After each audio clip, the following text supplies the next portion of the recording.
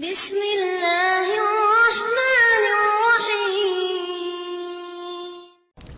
Syirik Allah subhanahu wa ta'ala tidak ingin dipartisipasikan. Tidak boleh orang beribadah, tunduk kepada Allah, melakukan sebuah kegiatan-kegiatan yang Allah perintahkan dan dipartisipasikan dengan makhluk. Dan syirik ada dua macam, saya akan berikan contoh-contohnya. Syirik besar dan syirik kecil. Syirik besar ini mengalihkan ibadah kepada selain Allah. Tadanya itu asalnya itu ibadah untuk Allah. Seperti misalnya menyembelih kepada selain Allah. Menyembelih asalnya adalah ibadah kalau disembelih untuk Allah, tapi dialihkan untuk kuburan tertentu, untuk pohon tertentu, sesajen, untuk selain Allah, namanya syirik besar. Gitu kan? Mengalihkan ibadah itu kepada selain Allah subhanahu wa ta'ala, itu syirik besar. Meminta-minta, berdoa asalnya hukum ibadah kepada Allah, tapi mintanya dialihkan bukan kepada Allah tapi kepada kuburan, karena dianggap kuburan itu bisa memberikan mudarat dan manfaat. Nah, ini syirik besar namanya. Kalau syirik besar teman-teman sekalian, maka konsekuensinya akan mengeluarkan pelakunya dari Islam. Syirik besar mengeluarkan pelakunya dari Islam. Yang kedua, kalau dia meninggal, dia akan kekal di api neraka. Yang ketiga, semua amalnya yang pernah dia kerjakan dihapus oleh Allah subhanahu wa ta'ala. Jadi memang berbahaya sekali syirik besar ini. Berbahaya sekali syirik besar. Makanya Imam Nawawi mengatakan rahimahullah, sungguh ya, bodoh orang-orang yang datang minta-minta ke kuburan, sementara dia tahu kuburan itu di dalamnya manusia seperti dia, walaupun dia adalah orang yang dekat dengan Allah dasarnya dan sudah menjadi tulang belulang, mestinya dia langsung minta kepada Allah. Para sahabat memahami benar konsep ini. Apa yang mereka lakukan? Kalau sendal mereka tuh putus, mereka angkat tangan ke langit, ya Allah, sendal saya putus, gantikanlah.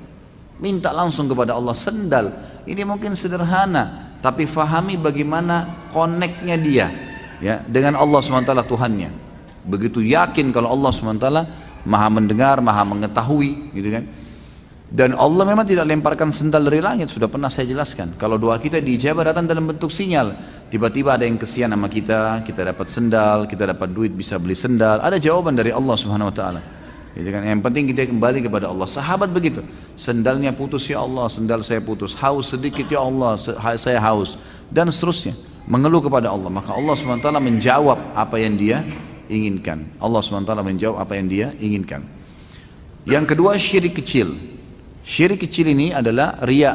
Sebagaimana dalam hadis Bukhari dikatakan, akhwafu ma akhafu alaikum syirkul khafi, yang paling saya khawatirkan dari kalian adalah syirik yang tersembunyi. Maka para sahabat mengatakan, wa ma syirkul khafi ya Rasulullah, apa itu syirik tersembunyi ya Rasulullah? Kata Nabi SAW, ar-riya, riya. Nah, kalau syirik besar tadi, dia alihkan 100% itu, penyembelihannya tadi, ibadahnya, doanya untuk selain Allah, tapi dia tahu itu ibadah untuk Allah sebenarnya.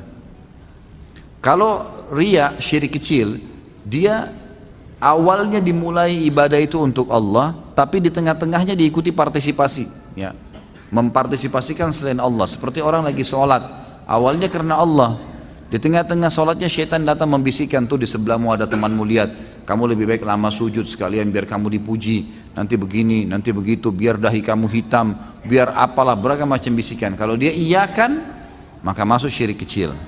Nah, kalau syirik kecil terjadi, asalnya ibadah dia sudah niatkan untuk Allah, tapi di tengah jalan ada gangguan dari syaitan dan dia iyakan, berarti dia partisipasikan syaitan, godaan syaitan di tengah-tengah ibadahnya. Awalnya untuk Allah tadi. Kalau syirik besar memang dari awal bukan untuk Allah, tapi asalnya ibadah itu untuk Allah. Seperti tadi menyembelih memang untuk Allah, berdoa untuk hanya kepada Allah, tapi dia alihkan.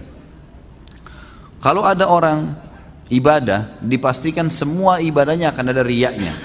Syaitan berusaha untuk membuat riyak, karena riyak adalah senjata pamungkasnya syaitan. Begitu riak sedikit, kata Nabi SAW, al-yasiru minar riya'i syirkun. Sedikit saja riak sudah syirik, batal tuh ibadahnya.